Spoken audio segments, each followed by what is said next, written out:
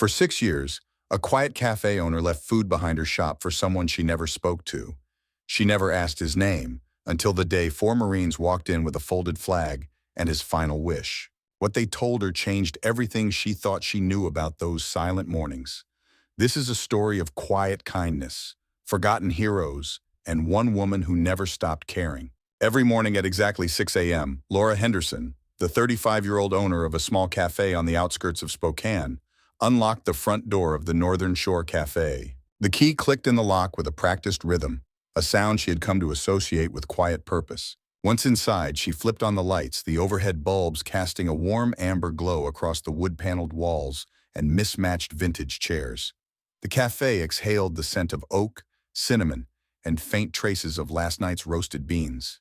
It felt like the room had held its breath until she returned. Laura moved to the counter, where the old radio perched beside the register. She turned the dial gently until soft jazz drifted through the room, a low hum against the stillness. Behind the counter, she filled the espresso machine's reservoir and ground the first batch of Ethiopian beans. The machine hissed to life, and within minutes, the aroma of freshly brewed coffee rose into the air, mingling with the cool scent of the morning. Outside, the city slowly stirred. Through the large front windows, Laura watched the early buses roll past, headlights slicing through the fog that clung to the sidewalks. A group of high school students shuffled along the curb, backpacks slung lazily over their shoulders. At the corner, two construction workers in heavy jackets stood by the crosswalk, cradling paper cups from some gas station. The sky above the trees was still gray, unwilling to commit to dawn. Locals knew the Northern Shore. It wasn't trendy, and it didn't try to be. The mismatched mugs, the handwritten chalkboard menu, the slightly squeaky stool by the window, all of it added up to something that felt sincere. People came for the banana bread, the quiet, and the sense that someone in the room remembered their name. But each morning, before the first customer stepped inside, Laura prepared something extra. Just 1 cup of black coffee, no cream, and a simple sandwich, usually egg and cheese or turkey and mustard, wrapped neatly in craft paper. She placed it into a plain brown box with a folded napkin on top and walked out through the back door. There, beside the old green dumpster in the alley, she set the box down on a dry spot of pavement. The alley smelled faintly of motor oil and wet stone, but her small gesture added something different to the space, a quiet warmth in the cold air. She never stayed to watch. She never peeked through the window to see if someone came. The box was always gone by mid-morning. Sometimes the napkin was taken, sometimes left behind, fluttering slightly in the breeze. She never found crumbs or wrappers, never saw footprints or signs of a visitor. But every single day, the food disappeared. And every single day, Laura prepared it again. Not because she expected thanks or recognition, but because she knew, whoever it was, they were still hungry. And that was reason enough. He always sat on the same bench. Tucked between a faded stop sign and a crooked trash can on the edge of the bus shelter, he appeared as part of the scenery, unchanging, almost forgotten. His hair was silver and fell in soft, uneven strands around his ears. His coat was tattered, a heavy canvas jacket with a frayed collar and missing buttons, the kind that once belonged to a different life. His eyes were quiet, watchful, but never pleading. He held himself with a strange kind of dignity, one that made people uneasy because it asked for nothing. Laura had never approached him, never asked his name or even heard his voice. She only knew that every morning, without fail, the box she left was gone by the time the sun fully crested the trees behind the alley.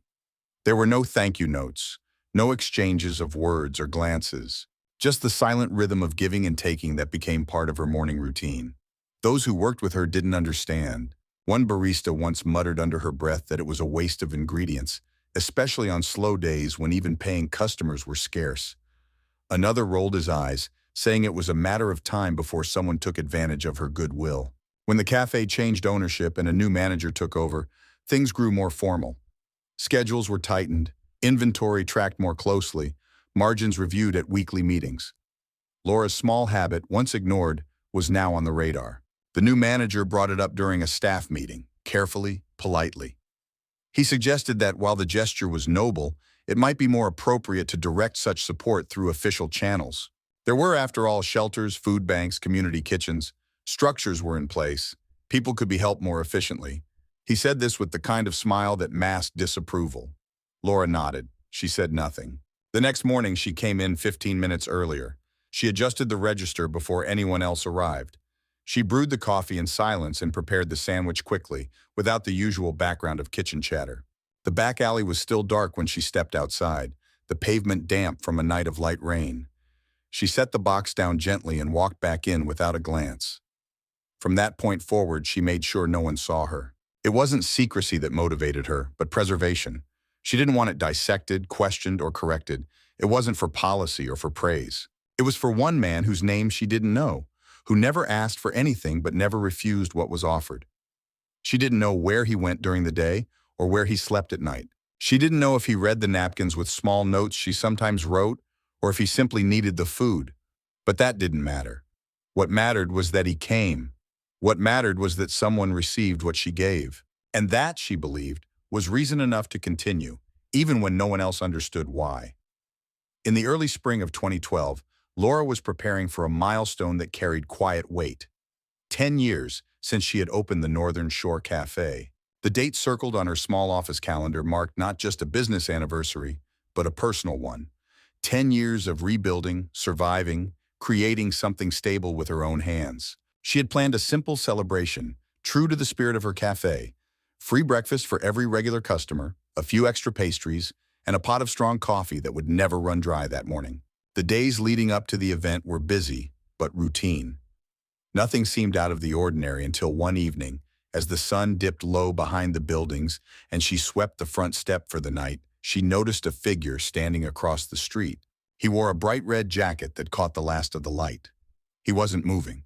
He just stood there, watching the front of the cafe, posture still, hands in his pockets. She couldn't make out his face clearly, but there was something faintly familiar in the way he held himself, something that tugged at memory but offered no clarity.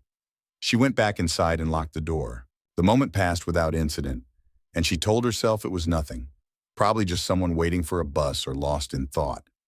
Still, the next morning she found herself looking out toward the street more than usual. The box she left behind the cafe remained untouched. By noon it was still there, the contents cold but untouched, the napkin still neatly folded on top. The same thing happened the following day. No signs of movement in the alley, no missing food, no small marks of presence. She didn't admit it to herself, but it unsettled her. The rhythm she had followed for years had broken. The silence, once peaceful, now pressed into her chest with strange heaviness. On the third day, the red jacket returned. It was late afternoon, and the cafe was emptying after the lunch rush. He walked in without hesitation, his boots clean but worn, the jacket zipped halfway despite the warm weather. He was tall, with broad shoulders and a calm expression. His hair was graying at the temples, and his face bore the lines of someone who had lived more years than most had seen. His walk was deliberate, disciplined. There was an ease to it, but also precision, like someone used to stepping in time. He ordered a simple black coffee and placed a folded bill in the tip jar. He said nothing, didn't linger at the counter, but just before he turned to leave, he looked at Laura. It wasn't a glance. It was a steady, quiet moment, not invasive, not questioning, just presence. Then he left. That evening, after closing up, Laura stepped out the back door holding the untouched breakfast box from that morning. She intended to throw it out, but stopped short. The box from yesterday was still there, sitting next to something she hadn't seen before. On the dry concrete near the alley wall rested a triangular wooden case, polished and sealed. Inside was a neatly folded American flag, perfectly arranged beneath a sheet of clear glass.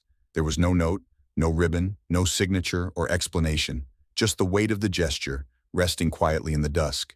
Laura stood in the alley for a long time, the cold breeze brushing past her sleeves. The box in her hands suddenly felt heavier than before. She didn't move for several minutes. When she finally did, she picked up the flag, cradling it gently as she went back inside. The cafe was brighter than usual that morning, filled with voices and the clatter of cups, as regulars streamed in for the 10-year anniversary celebration. Laura had arrived early to set out trays of fresh muffins, cinnamon rolls, and brewed carafes of her best blends. Sunlight spilled through the front windows, catching on the soft edges of steam rising from ceramic mugs. The chalkboard menu had been decorated with hand-drawn flowers and a note that read, "Thank you for 10 years of mornings." The space filled quickly. Retired teachers sat near the window, reminiscing over warm pastries. Firefighters from the local station stopped by in uniform, offering smiles and laughter as they accepted paper plates and small thank you bags. A pair of music students brought a violin and a guitar, quietly playing familiar melodies in the corner as customers nodded to the rhythm. Laura's brother, in his police uniform, moved easily behind the counter, helping pour coffee and clear dishes. It was the kind of morning that felt suspended in time, simple, kind, and complete. As the celebration neared its end, with the last of the pastries dwindling and the crowd starting to thin, the front door opened again. The sound wasn't dramatic, but it cut through the gentle hum of conversation like a quiet shift in wind. 4 men entered, all in plain clothing, the type that was carefully chosen to be nondescript. Their presence wasn't imposing, but there was a solemnity in the way they carried themselves. One of them, older than the others, held a worn olive-green duffel bag close to his side.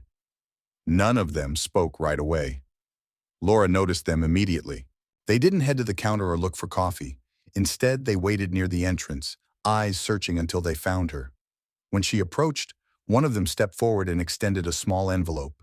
It was cream-colored, sealed with a red emblem she recognized immediately, the insignia of the United States Marine Corps. Her hands hesitated slightly as she took it. Inside was a single sheet of paper, typed and creased once down the middle. It contained a short message, formal but deeply personal in tone.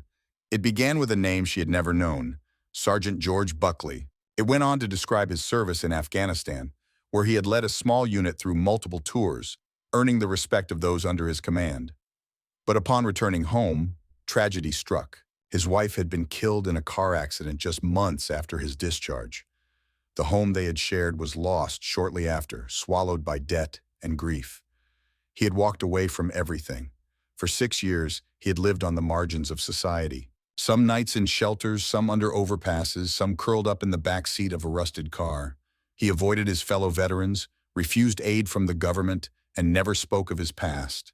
But each morning he came to the alley behind the Northern Shore Café. There he found a box, a cup of coffee, a sandwich, and sometimes a note. He never responded with words, but he came because someone was still seeing him. The message explained that no one in his former unit had known where he was until a letter arrived at the Department of Veterans Affairs. It was handwritten, addressed simply to the Marine Corps, and inside was a story of a woman in Spokane who left food for a stranger without ever asking who he was. "She reminded me I was still a man," the letter read. "She made me believe I was worth feeding." The men standing in her cafe were members of his former unit, or men he had saved. One had driven 3 hours to be there. Another had flown in the night before. The duffel bag contained a few of George Buckley's possessions: an old uniform jacket, a leather-bound notebook, a pocket Bible, and a silver dog tag on a worn chain. They brought it to her because in his final instructions, he had written that these things should go to the one who remembered me when no one else did. The cause of death was simple: cardiac arrest, likely in his sleep. No struggle, no hospital, no final words, just silence. He had passed away a month before the cafe's anniversary, alone in a temporary shelter. But before that, he had written everything down. He wanted someone to know. As Laura finished reading the letter, the cafe had fallen almost completely still. The conversations faded. The music had stopped. Even the clink of dishes seemed to hold its breath. It was a moment untouched by routine or business. A moment that stretched all the way to the front row of every table, reaching each person who had sat, eaten, and spoken that morning. No one applauded, no one needed to. The silence was full enough. The day after the anniversary, Laura left the cafe dark. The windows remained shuttered, the door locked, the usual scent of fresh coffee and baked pastries absent from the street. A small note taped to the front window simply read, "Closed today." Those who passed by didn't question it. Many had been present the day before, and even if they hadn't heard every word or understood every detail, they had felt the weight of something significant settle into the corners of the cafe like dust that would not be brushed away. Laura stayed inside for most of the day, not moving between prep stations or checking the till as she normally would. The cafe felt hollow, as if the walls themselves had gone quiet in mourning. She wiped down the counters, not because they were dirty, but because her hands needed something to do. The sounds of the city continued outside, buses hissing to a stop, footsteps on the pavement, distant sirens, but none of it reached her fully. In the quiet hours of early evening, when the streetlights began to flicker on and the town softened into twilight, she unlocked the narrow door at the back of the cafe and climbed the stairs to the attic. The space above the shop was dusty and cramped, filled with boxes from earlier years. Old seasonal decorations, broken appliances, paperwork long outdated. In the corner beneath a heavy sheet, she found the display case that had once sat by the front register during the cafe's first few months. She had packed it away when she renovated, unsure what to use it for, but unwilling to throw it out. She cleaned the glass slowly, wiping away a thin film of dust and time. Then she began to assemble the pieces. The folded American flag rested in the center, its stars visible through the pane. Beside it, the 1972 coin she had found months earlier on top of one of the food boxes, tarnished but still gleaming slightly under the light. She added the faded crayon drawing, a simple childlike sketch of the cafe with a heart above its roof, and the small stack of napkins that had survived her morning offerings, each with a word or two written in uncertain but careful handwriting. It wasn't a grand shrine. It wasn't meant to be. It was a collection of truths, small and personal, anchored in silence. She used a black marker to write directly on the inside of the glass, the words clear and deliberate. To the one who was always there. Thank you for eating with us.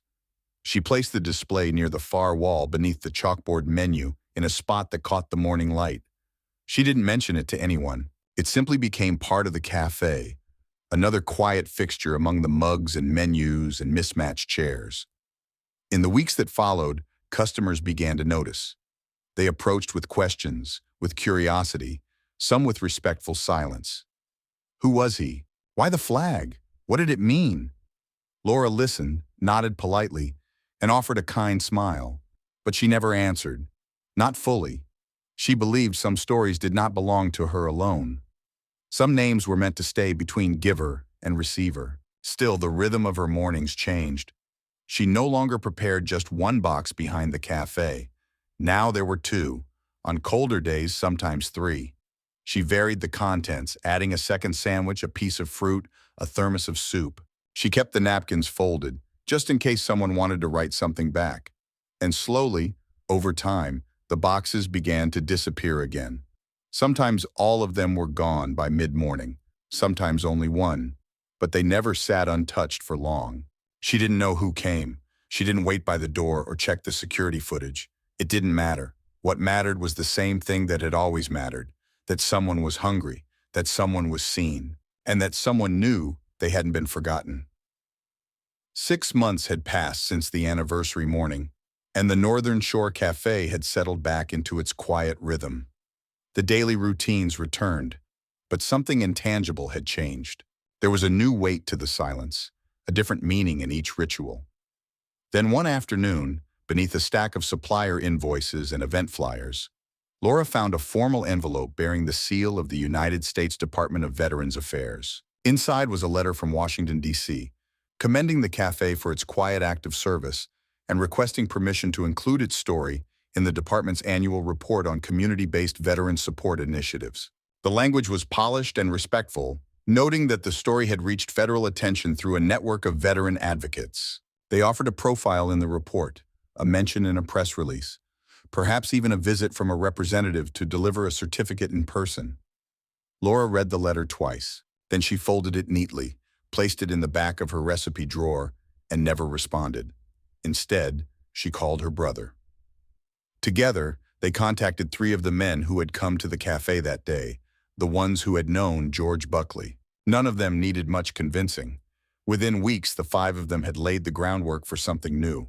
They called it First Breakfast. The idea was simple. Every morning, before any customer entered, participating cafes across the region would leave 1 or more unmarked food boxes near their back doors. No logos, no names, no sign-ins or forms to fill. Each box would contain a warm meal, a drink, and sometimes a handwritten note. No tracking, no publicity, just nourishment, physical and human. By autumn, First Breakfast had quietly spread to 7 other cafes across Washington state. Each had its own rhythm, its own people who came and went unseen. Volunteers from local veteran groups helped assemble meals, while retired police officers and former soldiers quietly delivered food supplies. No speeches were made and no pictures were posted. It moved forward the way all true things do, slowly, quietly, and with steady hands. In Spokane, just outside the rear entrance of the Northern Shore Café, the city had installed a small bronze plaque. It was simple, weathered to match the alley wall and easy to miss unless you were looking for it. The inscription read, "In memory of the one who ate here in silence, and of the one who never forgot him." Each morning, Laura opened the cafe the way she always had. She brewed the first pot of coffee, turned on the lights, wiped down the counter, and placed a cup at the far end. Black, no cream, always hot. Sometimes, no one came for it. The cup would remain full until noon, when she quietly poured it out and started again the next day. Other times, it vanished before she could turn back to the register. Either way, she left it. She no longer looked for signs or waited to see who might come. She didn't need to. The silence told her everything. It wasn't absence, it wasn't emptiness. It was a kind of presence she had come to recognize, a conversation without words, a ritual passed between strangers. The breakfast was no longer about just one man, or even a single story. It was about all those who had once been known, then forgotten, all those who carried stars on their shoulders, scars on their hands, or silence in their eyes. And in that quiet corner of a small cafe in Spokane, beneath the rising steam of morning coffee and the creak of an old wooden floor, their stories were remembered, one meal at a time.